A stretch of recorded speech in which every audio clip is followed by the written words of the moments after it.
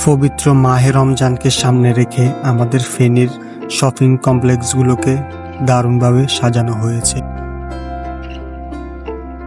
প্রত্যেক বছরেই ঈদের আগে আমাদের ফেনী শহর দারুণভাবে সেজে ওঠে তার চিরচেনা রূপে। তো আজকে আমি আর আমার বন্ধু রাজু আমরা দুজনেই চলে আসলাম ফেনীতে ঈদের শপিং করার জন্য। আজকে মূলত রাজু শপিং করবে, আমি শপিং করব না। রাজুর শ্বশুর বাড়ি থেকে টাকা এসেছে, সেই টাকা দিয়ে রাজু আজকে শপিং করবে। তো আমরা দিঘির পাড়ের পশ্চিম পাশে চলে আসলাম ইফতারি করার জন্য। যেহেতু আমরা আজকে রোজা ছিলাম দুজনেই, তো মাগরিবের আগেই আমরা এসেছি শপিং করার জন্য। তো আমরা ভাবলাম আগে ইফতারিটা করে নিই, এরপরে সন্ধ্যা নামলে আমরা মার্কেটে চলে যাব ইফতার করার জন্য। তো যেটা এখানে দেখতে পারতেছেন, এখানে শুধু আমরা না, এখানে অনেক ধরনের মানুষ আসে ইফতার করার জন্য।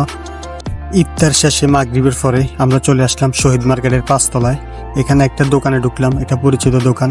এখানে আসার পরে অনেকগুলো জামা কাপড় দেখার পরেও রাজুর পছন্দ হচ্ছিল না। তো সে বারবার আমাকে জিজ্ঞেস করতেছিল কোনটা নিব। আমি তখন তাকে বললাম, শপিং কি আমার জন্য করবি না তোর জন্য?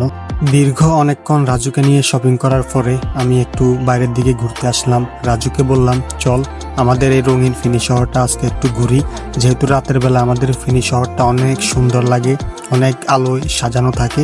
তো রাজুকে নিয়ে বেরিয়ে পড়লাম একটু ঘোরাফেরা করার জন্য। আমাদের ফেনী শহরটা আসলে সত্যি অনেক সুন্দর। আপনি যদি ফেনীবাসী হয়ে থাকেন তাহলে এটা আপনার অবশ্যই জানা থাকার কথা। ঘোরাফেরার মাঝখানে আমি চলে আসলাম ফেনী দিঘির পাড়ে। এখানে যে দোকানগুলো আছে, অনেকদিন এখানে আসা হয় না, দোকানগুলো আসলে অনেক সুন্দর লাগে। এটা আসলে কি বলবো, ঢাকা গুলিস্তানের মতোই বলা চলে। এখানে সব কিছু পাওয়া যায় বাজেটের মধ্যে। আমি প্রায় সময় এখানে আসি, কিছু না কিনলেও এই জায়গাটা ঘুরতে আমার বেশ ভালো লাগে। আমি আমার বন্ধু রাজুকে নিয়ে আজকে এখানে চলে আসলাম ঘোরাফেরা করার জন্য। যদিও রাজু মার্কেট থেকে আসলে কেনাকাটা সব শেষ করে ফেলেছে, তবু আমরা এখানে আসলাম শুধু একটু ঘোরাফেরা করার জন্য। আপনি বিশ্বাস করেন আর নাই করেন, রাতের বেলায় আমাদের ফেনী শহরটা এতটা সুন্দর লাগে, এতটা চোখ ধাঁধানো সুন্দর আমাদের ফেনী শহর, কি বলবো, ভাষায় বলে প্রকাশ করা যাবে না। আমি যতবারই ফেনীতে আসি চেষ্টা করি রাতের বেলায় আসার। রাতের বেলায় আমাদের ফেনী শহরটা সত্যি অনেক সুন্দর লাগে, জাঁকজমকপূর্ণ একটা শহর। বাংলাদেশে অনেক অন্যতম শহরের মধ্যে আমাদের ফেনী একটা। তো এই শহরে আসলে ধনী লোকের সংখ্যা বললে শেষ হবে না।